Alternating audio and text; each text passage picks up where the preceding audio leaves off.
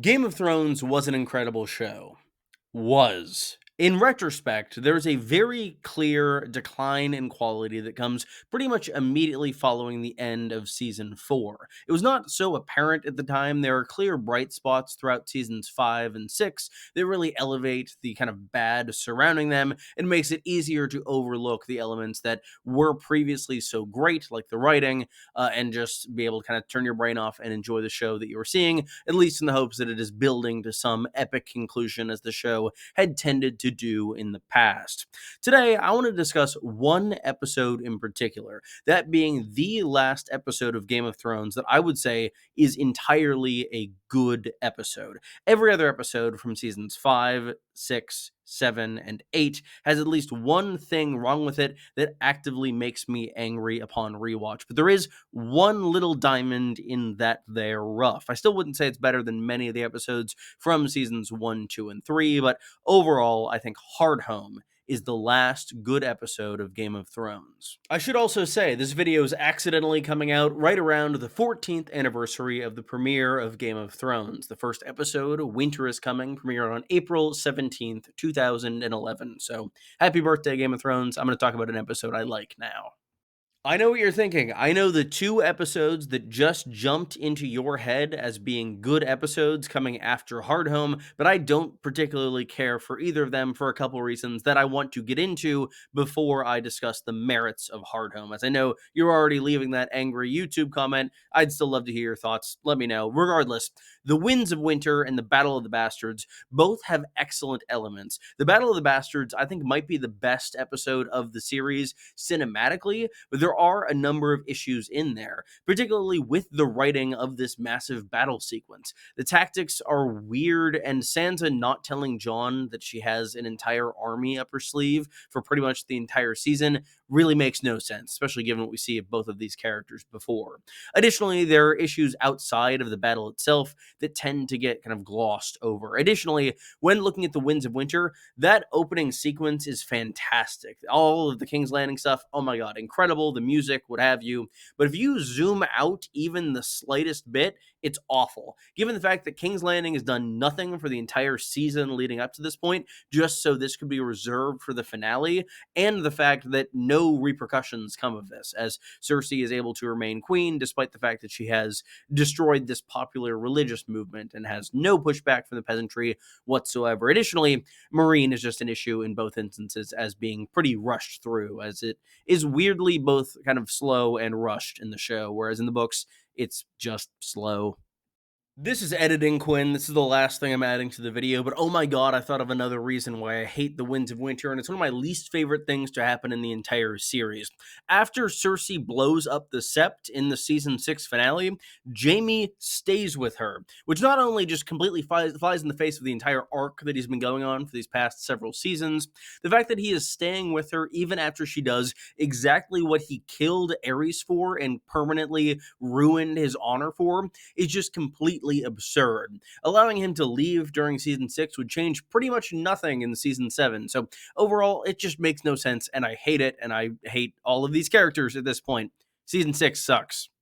Since we're talking about Marine, let's start there when looking at Hardhome. I love the first scene that Tyrion and Daenerys really share together. Their dialogue feels really organic and really true to both of these characters, which is hard to say at this point. Daenerys kind of begins to spin off at this point and just get kind of very focused on just, giving speeches about her claim and really not doing any other dialogue. And Tyrion gets really dumb in and around this point, but this conversation honestly feels directly ripped from the books, as we haven't even gotten to this point in the books. Martin has said that it will take a while in the Winds of Winter for Tyrion and Daenerys to actually meet up, and I do enjoy their rapport. It also makes things quite interesting, as this comes before the Dragon Pit in the show, which will happen in the following episode, leaving Tyrion effectively in charge of Meereen. I do think that'll still end up happening after the Battle of Fire in the books, but having the two of them actually meet beforehand is an interesting and fairly cool call that I kind of enjoy.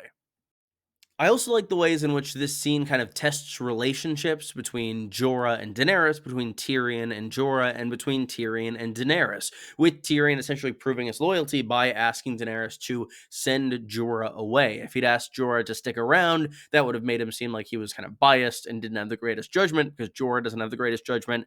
And also, if he just executed Jorah or asked for Jorah's execution, that would make Tyrion seem far too bloodthirsty.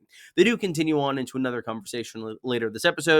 I like it slightly less than I like their initial meeting, but I do still think it kind of shows some interesting philosophical elements of both of these characters and what Daenerys is hoping to accomplish with the whole idea of her breaking this continually spinning wheel of power, which is unique, and I don't know, it's not the greatest, but I still kind of like it. I actually really enjoy Arya's little story here in this episode in Bravos, which I think is the only time I can say that for Arya in Bravos throughout this entire series. She's actually doing things and beginning to actively work with this cult at the House of Black and White, and she's kind of gathering intel on this insurance broker on the port, and it's an interesting series of interactions, both between her and the broker and between her and Jack and Hagar. It is very similar to what happens in A Feast for Crows, and I think that's pretty good. I think that a lot of these elements of Arya's story that end up being weaker are the elements that are kind of stretched and altered from their book counterparts.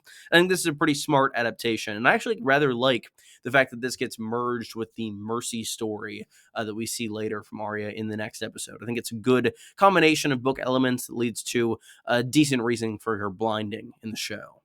Rapid fire here. Cersei's single scene, or I guess she has kind of one scene cut in two and 2 points in this episode. I really like. She's imprisoned. She's at a very low point. She's being held by the faith, and I think it is, again, very accurate to the books. And it very much is very well acted. And speaking of well acted, the scene between Sansa and Theon, where he confesses that Bran and Rickon are still alive, is excellent. I think it's one of the very few elements of the show that makes good use of replacing Jane Poole with Sansa, which is a terrible idea in nearly every way, but actually having this emotional conversation where he gets to tell one of the Starks that the two boys that he supposedly killed are still alive, I think it's a really good result of a really bad decision. I do want to know, what do you think is the last good episode of Game of Thrones, or what is just your favorite episode of Game of Thrones, full stop? I'd love to hear in the comments down below, and while you're down there, leave a like, subscribe. I really appreciate it, and it helps grow the channel. The only scene in this episode that really left me wanting more was this scene with Sam, Gilly, and Ollie. I do think it's cute. Any scene that Sam is in is pretty cute, and I like the interactions that Sam and Gilly are having following the fat pink mast. But overall, getting Ollie's motivations in place for the mutiny that's going to happen in a couple episodes, I think could have been handled a little better. It just kind of seems a little dumb that Sam would not see what Ollie is thinking here and saying that he's essentially telling Ollie to kill John. And overall, it's just, I mean, pretty weak motivations for this entire mutiny being entirely based in the wildling threat, supposedly, rather than having John actually abandon his vows, as happened in the books. I don't know. I think it's the only element of this episode that is a little questionable for me. I do like that that scene cuts directly to John, and about 60% of the episode is devoted to its title, Hard Home. I think this episode does one thing really well. I alluded to it in the Tyrion and Daenerys section, but I'll fully kind of go out with it here. I think that it does a great job of adapting book material that Martin either hasn't put to page yet or won't get to put to page. You see, we learned a few years ago that Martin had initially intended Hard Home to be the end of Jon Snow's story in A Dance with Dragons. He has this outline with a bunch of different characters and a bunch of different chapters on it, and we see Jon's story end with Hard Home in big letters. And it makes sense. It's a climactic event, this attack by the others on this group of wildlings that is going to be devastating to just the North in general, as the army of the dead will grow exponentially. As it happens in the books, Jon's story gets really, really involved with what's happening specifically at Castle Black, and he doesn't get a chance to go, which is a shame because we do hear that certain things are happening at Hard Home, dead things in the woods, dead things in the water, It's a really cool line and a really eerie letter, but overall, we really don't know what's going on there, and we'll never really get to see it. So it seems as though these notes were given from Martin to David and Dan, and they were really able to make the most of them, as John's story is now able to take this element that wasn't going to be included and make the most of it, given the fact that there is so much more space and time in a television show for this character.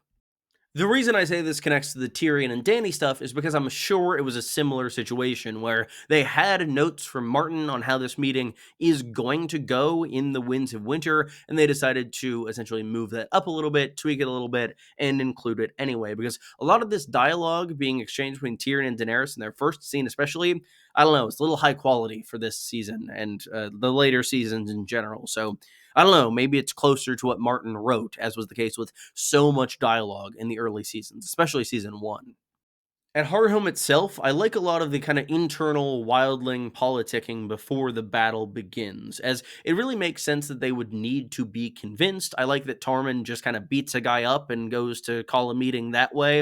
In a lot of cases, I would think that's pretty lazy writing, but given what we know about wildlings and sort of displays of strength, especially between Tormund and the Lord of Bones, I think that very much makes sense for the characters. And it also makes sense that not all of them would want to go with the Night's Watch. I'm not huge on the way that the show characterizes, I almost said cannibalizes, which is also appropriate, the Thens as this kind of savage cannibal people, whereas in the books, they are the closest to a typical kind of Westerosi feudal society that exists north of the Wall, whereas they're just kind of stock bad guys in the show. So that's less than ideal, but it is kind of cool to see that continual theme kept up of these being kind of the wildling who are going to remain here and not accept help from the Night's Watch. Also, 1-1. 1-1 elevates this episode on his own. I know that's kind of hypocritical with the Battle of the Bastards not being elevated, but I digress. I'm a hypocrite. And speaking of book stuff we haven't seen pay off yet, in Sam's first chapter in A Feast for Crows and John's second chapter of A Dance with Dragons, we hear about another weakness of the White Walkers, dragon steel, which we learn here is probably Valyrian steel, where Jon Snow is able to kill a White Walker, which is so cool.